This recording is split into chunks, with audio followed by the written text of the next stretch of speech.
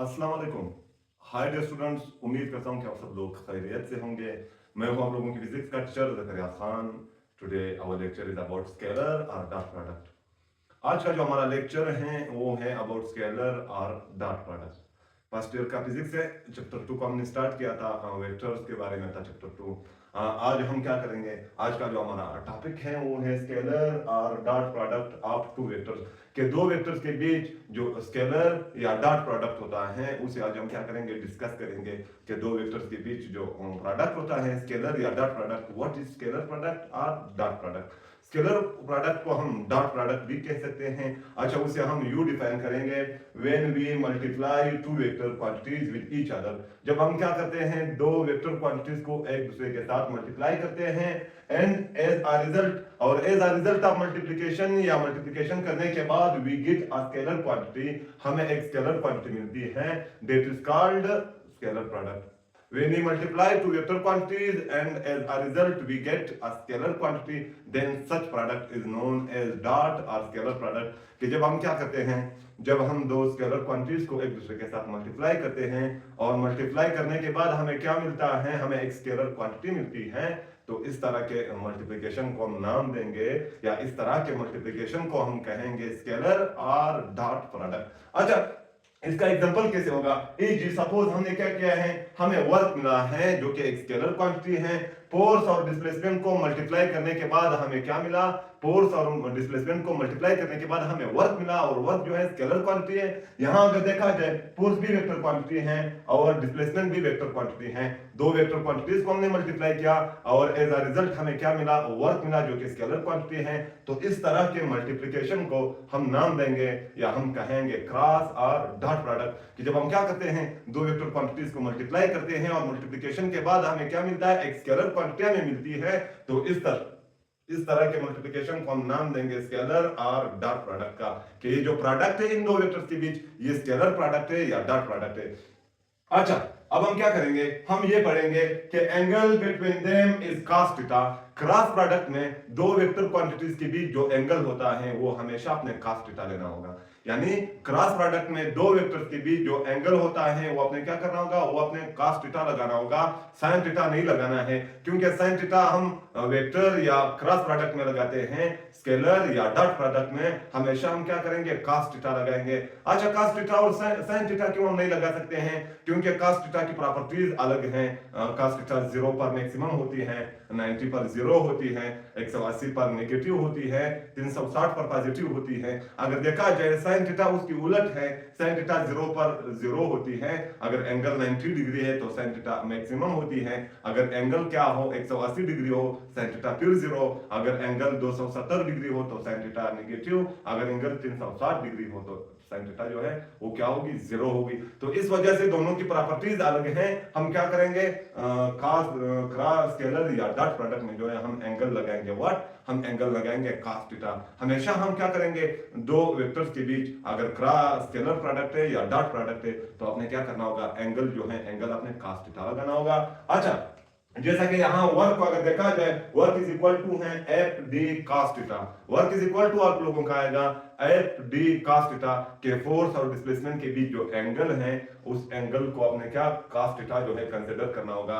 Angle यहाँ आपने cos theta लगाना होगा। सही है, आप लोगों को समझ आ गया कि स्केलर या डॉट प्रोडक्ट में हमेशा हमारे पास जो एंगल होता है वो क्या होता है, cos थीटा होता है। तो एग्जाम में आप लोगों से पूछा जा सकता है कि इन स्केलर प्रोडक्ट और dot product we use angle sin theta या cos थीटा। तो आप लोगों ने सिलेक्ट करना होगा कि स्केलर प्रोडक्ट में या डॉट प्रोडक्ट में हमारे पास जो एंगल होता है वो हमेशा क्या होता है, वो हमेशा cos थीटा होता है। सही है। अच्छा, अब हम क्या करेंगे, इसका फार्मूला हम पढ़ेंगे कि डॉट प्रोडक्ट का फार्मूला होगा कैसे। सपोज हमारे पास दो वेक्टर हैं, हमारे पास क्या है, सपोज हमारे पास दो वेक्टर हैं, vector A and vector b. तो इन दोनों के बीच क्रॉस प्रोडक्ट हम यू लेंगे कि a dot B is equal to है ए बी cos थीटा।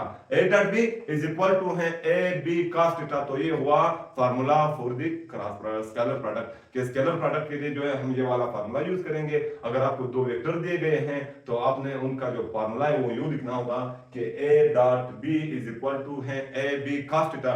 यहाँ a क्या है, मैग्नीट्यूड ऑफ वेक्टर a है, b जो है मैग्नीट्यूड ऑफ वेक्टर b है और cos थीटा जो है एंगल बिटवीन टू वेक्टर के, दो वेक्टर के बीच एंगल क्या है वो cos थीटा शो करेगी। सही है। अच्छा अब हम क्या करेंगे, अब हम आएंगे प्रॉपर्टीज ऑफ स्केलर प्रोडक्ट की तरफ कि स्केलर प्रोडक्ट की प्रॉपर्टीज क्या क्या होंगे और कौन सी प्रॉपर्टीज होंगे। स्केलर प्रोडक्ट की पहली प्रॉपर्टी ये है कि दे ओबे कम्यूटेटिव प्रॉपर्टी। स्केलर प्रोडक्ट क्या करता है, कम्यूटेटिव प्रॉपर्टी ऑफ मल्टीप्लिकेशन को ओबे करता है। यानी what is commutative property of multiplication? Commutative property of multiplication ये है कि a dot b is equal to है b डॉट a। अगर आप क्या करोगे, एक वेक्टर a को वेक्टर b के साथ मल्टीप्लाई करोगे तो इसका रिजल्ट सेम आएगा जब आप क्या करोगे, b को a के साथ मल्टीप्लाई करोगे। यानी आप a को b के साथ भी मल्टीप्लाई कर सकते हो और b को जो है a के साथ भी मल्टीप्लाई कर सकते हो। सपोज हमारे पास क्या है, दो वेक्टर्स हैं, हमारे पास दो वेक्टर्स हैं, ये वेक्टर a है और ये वेक्टर b है। जब हम क्या करेंगे, जब हम a को b के साथ मल्टीप्लाई करेंगे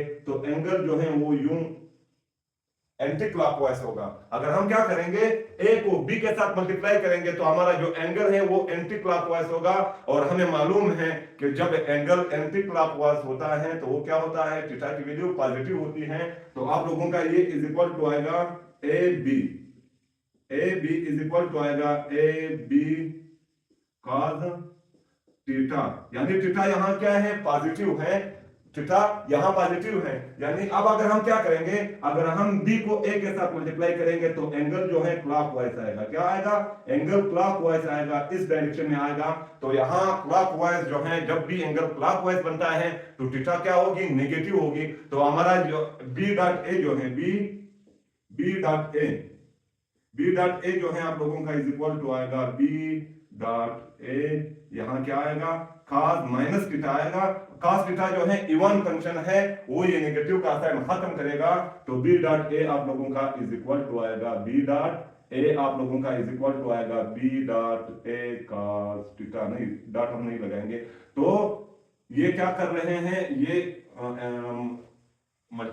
ये जो है कम्यूटेटिव प्रॉपर्टी ऑफ मल्टीप्लिकेशन ओबे कर रहा है। यानी cross product between two vector जो है वो कम्यूटेटिव प्रॉपर्टी ऑफ मल्टीप्लिकेशन को ओबे कर रहा है। अगर आप a को b के साथ मल्टीप्लाई करना चाहते हो तब भी सही आएगा, अगर आप b को a के साथ मल्टीप्लाई करोगे तब भी cross scalar product between two vector जो है वो आप लोगों का सही आएगा।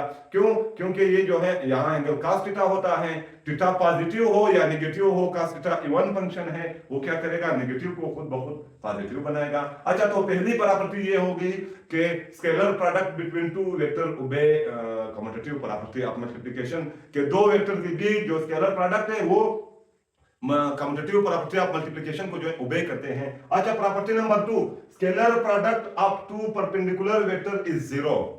Scalar product of two perpendicular vector is zero. अगर दो वेक्टर एक दूसरे के साथ क्या हो, परपेंडिकुलर हो, तो यहाँ इनकी जो प्रोडक्ट आएगा वो प्रोडक्ट क्या होगा, जीरो होगा, स्केलर प्रोडक्ट जीरो होगा। सपोज हमारे पास एक वेक्टर ये वाला मार्कर है और एक वेक्टर ये वाला मार्कर है, ये दोनों इस तरह है, एक दूसरे पर परपेंडिकुलर हैं, यानी एंगल बिटवीन देम क्या है, 90 डिग्री का है। तो आप लोगों का जो प्रोडक्ट आएगा स्केलर प्रोडक्ट वो क्या होगा, जीरो होगा। क्यों, क्योंकि a डॉट b यानी वेक्टर a को जब हम वेक्टर b के साथ स्केलर प्रोडक्ट उनका लेंगे तो ये इज इक्वल टू आएगा a b cos 90 degree. We know that cos 90 degree is equal to है जीरो। जीरो को जब हम इस टर्म के साथ मल्टीप्लाई करेंगे तो ये पूरा का पूरा टर्म जो है जीरो आएगा। तो scalar product between to perpendicular vector is zero. दो परपेंडिकुलर वेक्टर के बीच जो स्केलर प्रोडक्ट हम लेते हैं वो हमेशा क्या होगा, जीरो होगा। जीरो क्यों होगा, क्योंकि दो परपेंडिकुलर वेक्टर के बीच जो एंगल है थीटा की वैल्यू हमेशा क्या होती है, यहाँ यूं ये दो परपेंडिकुलर हैं, यहाँ थीटा की जो वैल्यू क्या आएगी, 90 degree. And we know that cos 90 degree is equal to है जीरो। तो cos 90 जीरो की इक्वल आ गया। जीरो को जब हम a b के साथ मल्टीप्लाई करेंगे तो वो भी जीरो बन जाएंगे। तो scalar and dot product between two vector two perpendicular vector is zero.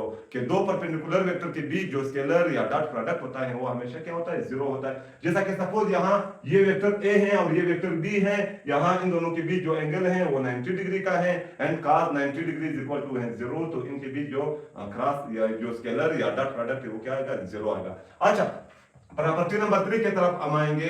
They also obey associative law आप मल्टीप्लिकेशन के स्केलर या डॉट प्रोडक्ट जो है वो एसोसिएटिव लॉ आप मल्टीप्लिकेशन को ओबे करते हैं, यानी स्केलर और dot product between two vector associative law आप मल्टीप्लिकेशन को ओबे करते हैं कि जब हम क्या करते हैं एक कांस्टेंट को उठाते हैं a के साथ मल्टीप्लाई करते हैं, फिर a का जो रिजल्ट आता है उसे हम b के साथ मल्टीप्लाई करते हैं, ये इज इक्वल टू आएगा a मल्टीप्लाई विद b। जब हम a b को मल्टीप्लाई करते हैं और उनके रिजल्ट के साथ m को मल्टीप्लाई करते हैं, दोनों एक जैसे आएगा, यानी दोनों क्या होगा एक जैसे आएगा। पहले हम क्या करते हैं m को a के साथ मल्टीप्लाई करते हैं, फिर इन दोनों का जो रिजल्ट है उसे हम b के साथ मल्टीप्लाई करते हैं। अकॉर्डिंग टू एसोसिएटिव लॉ ये इक्वल टू आएगा, पहले जब हम क्या करें a को b के साथ मल्टीप्लाई करें फिर m को उनके रिजल्ट के साथ मल्टीप्लाई करें, तो दोनों का जो रिजल्ट है वो क्या होगा एक जैसे होगा। तो scalar and dot product between two vector obey associative law of multiplication के दो वेक्टर्स के बीच जो स्केलर या डॉट प्रोडक्ट है वो एसोसिएटिव लॉ ऑफ मल्टीप्लिकेशन को जो है ओबे कर रहे हैं। एसोसिएटिव लॉ में हम ये पढ़ते हैं कि सपोज हमारे पास क्या है एक कांस्टेंट है, हम उस कांस्टेंट को पहले वेक्टर a से मल्टीप्लाई करते हैं, वेक्टर a से मल्टीप्लाई करने के बाद हमें जो रिजल्ट मिलता है वो रिजल्ट हम वेक्टर b के साथ मल्टीप्लाई करते हैं। दूसरी तरफ हम क्या करते हैं पहले वेक्टर a और वेक्टर b को मल्टीप्लाई करते हैं, जैसा कि यहाँ वेक्टर a और b को मल्टीप्लाई करते हैं, हमें जो रिजल्ट मिलता है उस रिजल्ट को उस कांस्टेंट के साथ मल्टीप्लाई करते हैं। तो अकॉर्डिंग टू एसोसिएटिव लॉ दोनों एक जैसे आएंगे, दोनों सेम आएंगे, यानी इक्वेशन का ये वाला जो साइड है ये इज इक्वल टू आएगा इक्वेशन का ये वाला साइड। सही है, इक्वेशन का के दोनों जो साइड है लेफ्ट हैंड और राइट हैंड वो इक्वल टू आएंगे। अच्छा, ये प्रॉपर्टी नंबर 3 हो गई। Property number 4 also obey distributive law. ये जो है डिस्ट्रीब्यूटिव लॉ को भी क्या कर रहे हैं ओबे कर रहे हैं, यानी scalar product between two vector obey associative distributive law of multiplication के स्केलर प्रोडक्ट जो है बिटवीन टू वेक्टर वो associate distributive law of multiplication को ओबे करते हैं। डिस्ट्रीब्यूटिव लॉ ऑफ मल्टीप्लिकेशन ये है कि हमारे पास सपोज 3 वेक्टर हैं, हमारे पास क्या है 3 वेक्टर्स हैं, हम 3 वेक्टर्स को दो तरीकों से क्या कर सकते हैं मल्टीप्लाई कर सकते हैं। पहला तरीका ये है कि वेक्टर बी और वेक्टर सी को प्लस करो, जो रिजल्ट आपको मिलेगा उस रिजल्ट के साथ वेक्टर ए को मल्टीप्लाई करो। पहला तरीका ये है कि वेक्टर बी और वेक्टर सी को प्लस करो, आपको जो रिजल्ट मिलेगा उस रिजल्ट को ए के साथ मल्टीप्लाई करो, और इन 3 वेक्टर्स का मल्टीप्लिकेशन का जो है दूसरा तरीका ये है कि वेक्टर ए को वेक्टर बी के साथ मल्टीप्लाई करो, यहाँ वेक्टर ए को वेक्टर सी के साथ मल्टीप्लाई करो, जो रिजल्ट आपको मिलेगा दोनों का उन्हें क्या करो प्लस करो, उन्हें प्लस करो। यानी डिस्ट्रीब्यूटिव लॉ में हम ये पढ़ते हैं कि सपोज हमारे पास 3 वेक्टर्स हैं, आप इनको दो तरीकों से क्या कर सकते हो मल्टीप्लाई कर सकते हो। पहला तरीका ये है कि वेक्टर बी और वेक्टर सी को प्लस करो, आपको जो रिजल्ट मिलेगा वेक्टर 3 यानी तीसरे नंबर पर जो वेक्टर है वेक्टर ए उसके साथ उसको रिजल्ट के साथ मल्टीप्लाई करो, यानी a प्लस सी जो रिजल्ट आपको मिलेगा b प्लस सी जो रिजल्ट आपको मिलेगा उसे क्या करो a के साथ मल्टीप्लाई करो। दूसरा तरीका ये है कि वेक्टर a को वेक्टर b के साथ मल्टीप्लाई करो, फिर वेक्टर a को वेक्टर c के साथ मल्टीप्लाई करो, फिर दोनों का जो रिजल्ट है उन्हें आपस में ऐड करो, एक जैसे आएगा। तो the scalar and dot product between two vector also obey distributive law of multiplication के दो वेक्टर्स के बीच जो स्केलर प्रोडक्ट होता है या डॉट प्रोडक्ट होता है वो क्या कर रहा है डिस्ट्रीब्यूटिव लॉ ऑफ मल्टीप्लिकेशन को ओबे कर रहा है। अच्छा, प्रॉपर्टी नंबर 5 की तरफ हम आएंगे। The scalar product of two parallel vector is maximum. अगर दो पैरेलल वेक्टर आप उठाओगे तो इनके बीच जो स्केलर प्रोडक्ट आएगा वो क्या होगा वो मैक्सिमम होगा। अच्छा, मैक्सिमम होगा यानी ज्यादा होगा उसका रिजल्ट, एंड और equal to product of their magnitude. इन दो वेक्टर्स का जो मैग्नीट्यूड है उसके क्या उसके प्रोडक्ट के इक्वल आएगा। सपोज हमारे पास क्या है, हमारे पास दो वेक्टर्स हैं, वेक्टर ए ये क्या है ये हमारे पास वेक्टर ए है और ये वेक्टर बी है। हमारे पास दो वेक्टर्स हैं vector A and vector B. यहां अगर देखा जाए दोनों एक दूसरे के पैरेलल हैं, यानी व्हाट इज पैरेलल, वेक्टर कब पैरेलल आएंगे। सबसे पहले हम ये पढ़ेंगे कि हमारे पास वेक्टर पैरेलल कब आएंगे। वेक्टर तब पैरेलल आएंगे अगर उनके बीच एंगल क्या हो 0 डिग्री का हो। जब दो वेक्टर्स के बीच एंगल 0 डिग्री का होता है तो वेक्टर्स क्या होंगे एक दूसरे के पैरेलल होंगे। यहां अगर देखा जाए ये दो मार्कर एक दूसरे के जो है पैरेलल हैं, इनके बीच एंगल क्या है 0 डिग्री का है। अच्छा, तो यहां हमसे कहा गया है कि scalar product of two parallel vector is maximum and equal to product of their magnitude. के दो वेक्टर्स के बीच वो वाले वेक्टर्स जो एक दूसरे के पैरेलल हैं उनके बीच जो स्केलर प्रोडक्ट है वो मैक्सिमम आएगा, यानी उसकी वैल्यू ज्यादा आएगी और इसकी वैल्यू इक्वल टू होगी प्रोडक्ट ऑफ देयर मैग्नीट्यूड। अच्छा, अब हम देखेंगे कि क्या ये सही आएगा या नहीं। अच्छा, तो यहां हम करेंगे ये, सपोज हमारे पास क्या है दो वेक्टर्स हैं ए एंड बी, हम इन्हें क्या कर रहे हैं हम इनका स्केलर प्रोडक्ट ले रहे हैं। तो ए बी आप लोगों का इज इक्वल टू आएगा ए बी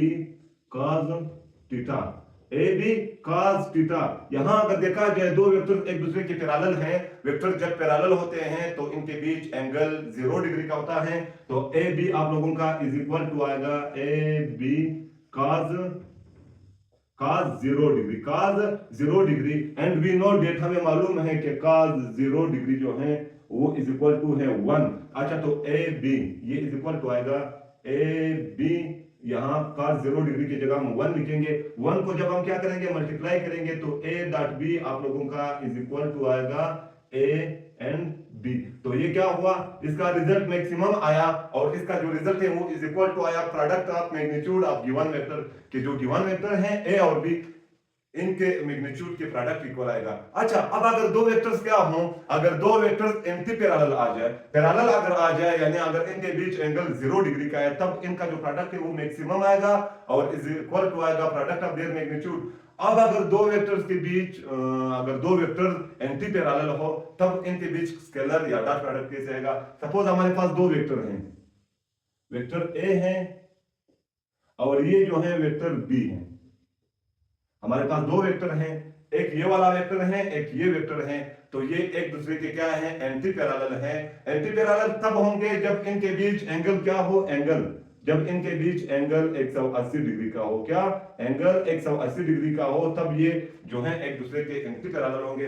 अच्छा, अगर दो वेक्टर्स के बीच, दो एंटी पैरेलल वेक्टर के बीच हम क्या करेंगे, स्केलर या डॉट प्रोडक्ट लेंगे, तब इनका जो रिजल्ट आएगा वो इज इक्वल टू आएगा negative product of their magnitude. क्या negative product of their magnitude, कि उनका जो मैग्नीट्यूड है गिवन वेक्टर का मैग्नीट्यूड, उसका जो प्रोडक्ट है उसके साथ नेगेटिव का साइन आएगा। जैसा कि suppose A vector dot B vector आप लोगों का इज इक्वल टू आएगा A B cos theta, A B cos theta. यहां अगर देखा जाए इज इक्वल टू आएगा ए और बी को हम इसी तरह लिखेंगे, cos को लिखेंगे। थीटा की वैल्यू क्या है, एंटी पैरेलल वेक्टर में थीटा की वैल्यू जो है 180 होती है। तो यहां पर क्या आएगा 180 डिग्री आया। अच्छा, अब हम देखेंगे कि ए डॉट बी आप लोगों का इज इक्वल टू आएगा, वी नो डेट के cos 180 डिग्री जो है, cos 180 degree is equal to है -1। तो हम यहाँ क्या करेंगे, -1 लिखेंगे। ए बी को -1 के साथ मल्टीप्लाई करने के बाद हमें रिजल्ट मिलेगा -AB। तो ये इज इक्वल टू आया negative product of their magnitude. यहाँ पॉजिटिव प्रोडक्ट आया, अगर दो वेक्टर एक दूसरे के एंटी पैरेलल है तो उनका स्केलर या डॉट प्रोडक्ट जो है इज इक्वल टू आएगा negative product of their magnitude. अच्छा, प्रॉपर्टी नंबर 6 में हम क्या पढ़ते हैं, scalar product of a vector with itself. अगर हम क्या करेंगे, एक वेक्टर है, अगर हम उस वेक्टर के साथ क्या करें, यानी suppose scalar product of a vector with itself is equal to square of magnitude of that vector. कि सपोज हमारे पास क्या है, एक वेक्टर है, हमारे पास क्या है, हमारे पास एक वेक्टर है। सपोज हमारे पास क्या है, एक वेक्टर है, वेक्टर ए। जब हम क्या करते हैं, जब हम इस वेक्टर ए को सेम वेक्टर के साथ मल्टीप्लाई करेंगे या इस वेक्टर को हम अपने साथ मल्टीप्लाई करेंगे, तब इसका प्रोडक्ट क्या आएगा। तो यहां हम पढ़ेंगे scalar product of a vector with itself. जब हम क्या करते हैं, एक वेक्टर को अपने आप के साथ मल्टीप्लाई करते हैं, जब हम एक वेक्टर को अपने आप के साथ मल्टीप्लाई करते हैं इज इक्वल टू, तो इसका जो रिजल्ट आएगा वो बराबर होगा किसके, square of magnitude of that vector. इस वेक्टर का जो मैग्नीट्यूड है उसके स्क्वायर के इक्वल आएगा। सपोज हमारे पास क्या है, एक वेक्टर ए है, जब हम ए को इसी वेक्टर के साथ क्या करेंगे, अपने साथ मल्टीप्लाई करते हैं, तो इसका जो प्रोडक्ट है वो क्या आएगा, तो प्रोडक्ट इज इक्वल टू आएगा ए डॉट ए। आप लोगों का A dot A is equal to आएगा ए वेक्टर, यहां फिर ए वेक्टर, यहां आएगा cos थीटा। यहां अगर देखा जाए दोनों वेक्टर एक दूसरे के पैरेलल है, उनके बीच एंगल क्या होगा, दोनों वेक्टर पैरेलल है, एंगल 0 डिग्री होगा। तो ए डॉट ए आप लोगों का इज इक्वल टू आएगा, ए डॉट ए आप लोगों का इज इक्वल टू आएगा ए, यहां फिर ए आएगा, यहां cos आएगा और यहां जो है 0 आएगा, cos 0 डिग्री, cos 0 आएगा, क्योंकि दो वेक्टर यहां इन दो वेक्टर के बीच एंगल 0 डिग्री का है। तो आप लोगों का ए डॉट ए जो है वो इज इक्वल टू आएगा ए, यहां फिर ए cos 0 जो है वो इज इक्वल टू है 1। तो आप लोगों का जो है A dot A is equal to आएगा, ए को जब हम ए के साथ मल्टीप्लाई करते हैं ए पर स्क्वायर आएगा, तो ये इज इक्वल टू है square of magnitude of the given vector. कि जो गिवन वेक्टर्स हैं उनका जो मैग्नीट्यूड है उस पर स्क्वायर आएगा। तो आज हमने क्या किया, आज हमने स्केलर या डॉट प्रोडक्ट को डिस्कस किया। स्केलर और डॉट प्रोडक्ट को हमने यूं डिफाइन किया कि if we multiply, when we multiply two vectors quantities and as a result we get a scalar quantity, such product is called scalar product। कि जब हम क्या करते हैं, दो वेक्टर्स क्वांटिटीज को आपस में मल्टीप्लाई करते हैं और मल्टीप्लिकेशन करने के बाद हमें क्या मिलता है, मल्टीप्लिकेशन करने के बाद हमें एक स्केलर क्वांटिटी मिलती है, तो इस तरह के प्रोडक्ट को बिटवीन टू वेक्टर हम नाम देंगे स्केलर या डॉट प्रोडक्ट का। जैसा कि वर्क हमें मिला है, वर्क एक स्केलर क्वांटिटी है, हमने फोर्स और डिस्प्लेसमेंट के बीच जो है स्केलर प्रोडक्ट लिया, फोर्स भी वेक्टर क्वांटिटी है, डिस्प्लेसमेंट भी वेक्टर क्वांटिटी है, उनके बीच हमने स्केलर प्रोडक्ट लिया, हमें क्या मिला, हमें मिला वर्क जो कि एक स्केलर क्वांटिटी है। अच्छा, तो ये angle between them is cos theta. हमेशा दो वेक्टर्स के बीच जब आप क्या करते हो, स्केलर प्रोडक्ट लेते हो, तो आपने एंगल जो है cos थीटा लगाना होगा। तो angle between them will be cos theta. दो वेक्टर्स के बीच आपका जो एंगल है वो हमेशा cos थीटा होगा। अच्छा, तो क्या है इनका फार्मूला जो है a dot B is equal to आएगा a b cos थीटा। अच्छा, अब हम क्या करेंगे, प्रॉपर्टीज को पढ़ेंगे कि व्हाट इज प्रॉपर्टीज ये थे कि दे ओबे कम्यूटेटिव प्रॉपर्टी, कि scalar product between two vector जो है ओबे कर रहा है कम्यूटेटिव प्रॉपर्टी। यानी आप यूं भी कर सकते हो कि वेक्टर a को वेक्टर b के साथ मल्टीप्लाई करो, और यूं भी कर सकते हो कि वेक्टर b को वेक्टर a के साथ मल्टीप्लाई करो, या आसान लफ्जों में हम यूं कह सकते हैं कि इन scalar product order does not matter, कि यहां जो है ऑर्डर मैटर नहीं कर रहा है। a को b के साथ मल्टीप्लाई करो या b को a के साथ मल्टीप्लाई करो, आपको रिजल्ट सेम मिलेगा।